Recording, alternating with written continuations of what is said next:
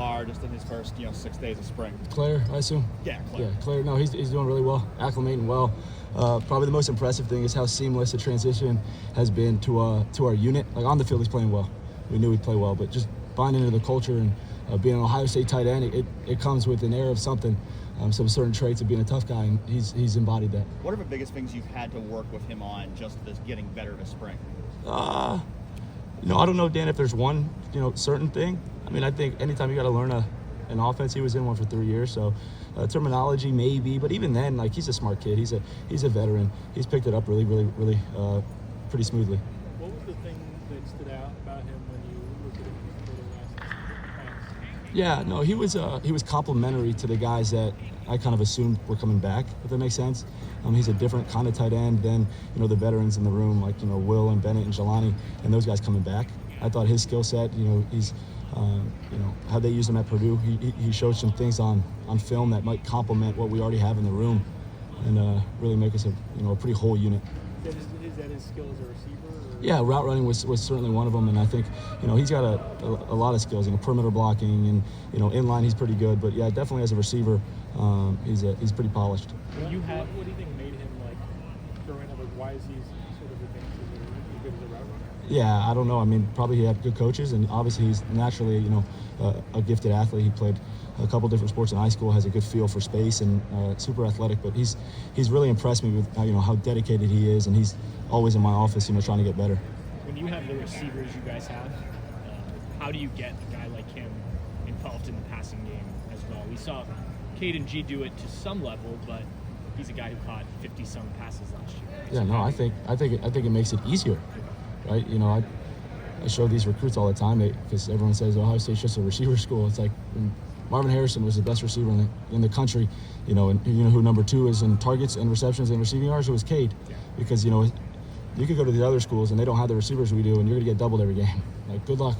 I don't know many great plays if you're going to get bracketed, but no, you have the receivers that Coach Hartline keeps bringing in here. We're going to have single coverage, and if my tight ends can't beat single coverage, and we're going to have issues. I'll get another tight end who can. Like, we've got a lot of tight ends who are pretty good receivers, and excited to see them. And you mentioned the inline blocking. Yeah.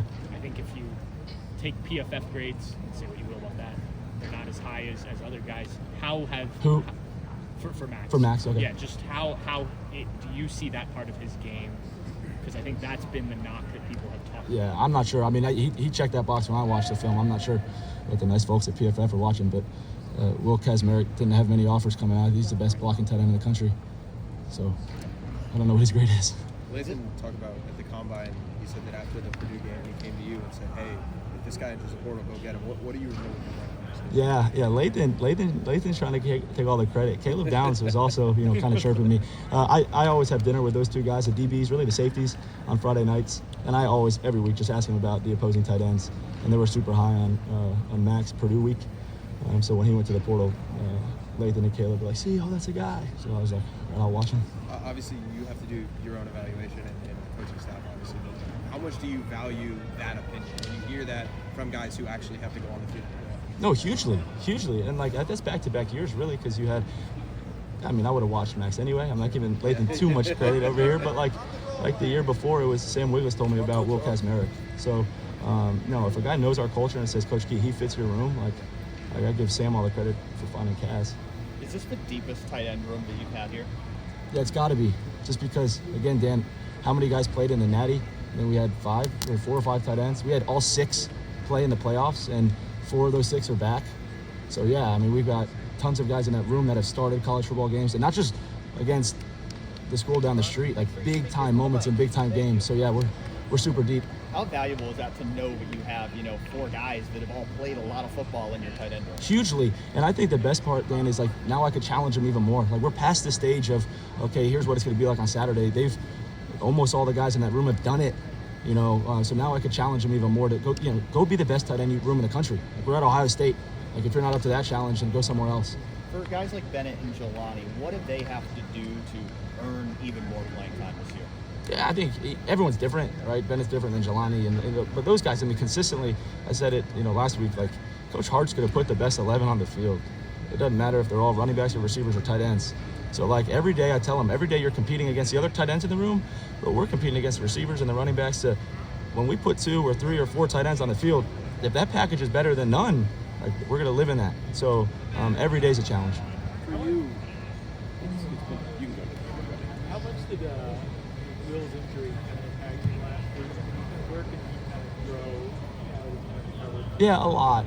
I was obviously all injuries are unfortunate, but he put in so much work. I was excited to see him have a full season. So that was cut short. But again, on the flip side, it challenged him to be more of a leader and to learn the offense, maybe taking a step back and help mentor a guy like Jelani.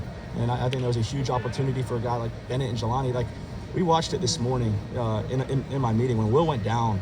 We went tempo in the next play, G blocked the C gap, then we hit Quinshawn, then the next play we were like 14 personnel or 13, and it was 3 tight ends who had never done that. And we're on the road at Oregon, and like we punched it in and scored. It's just a great story to tell the guys. Like when Cade went down against Georgia, we played the game with Mitch Rossi. It's like all the guys got to be ready. I don't know when your number is going to be called. So I know it was unfortunate, but such a good learning opportunity. For you, Coach Day has talked about Jelani needing to be more consistent. Is that something you're seeing more of from him so far this spring? Yeah. I mean, he's off the charts night and day, more mature. Been really impressed with just his work ethic. He's in here every night getting extra work in.